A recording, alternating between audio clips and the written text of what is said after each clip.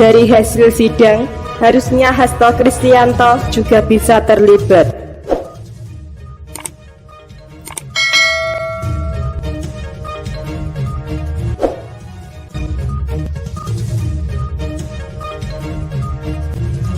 Komisi Pemberantasan Korupsi didesak serius mengusut kasus dugaan suap pergantian anggota DPR RI terpilih 2019-2024 yang melibatkan 3 kader PDIP dan komisioner KPU. 3 kader PDIP yang dimaksud adalah Harun Masiku, Saiful Bahri, dan Agustiani Tio Fridelina. Sedangkan komisioner KPU ialah Wahyu Setiawan.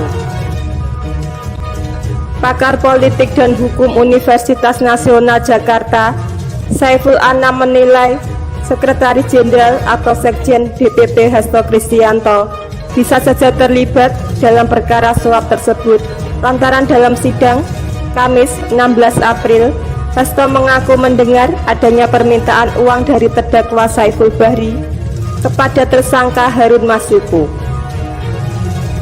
Kalau berdasarkan hasil sidang, harusnya Hasto bisa juga terlibat.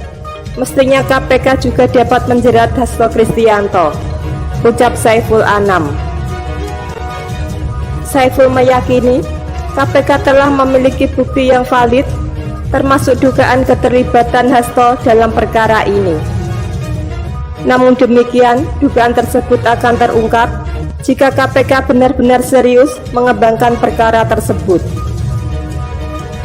KPK saya yakin memiliki bukti yang valid, tak seorang pun bisa mengelak karena KPK memiliki alat sadap yang canggih.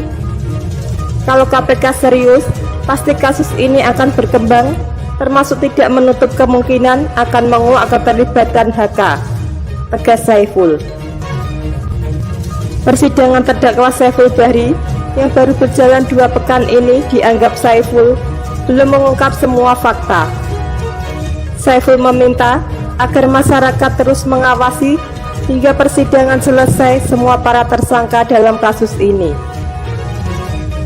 Persidangan ini masih potongan cerita, nanti akan terbuka apakah Wahyu Setiawan diperiksa sebagai saksi.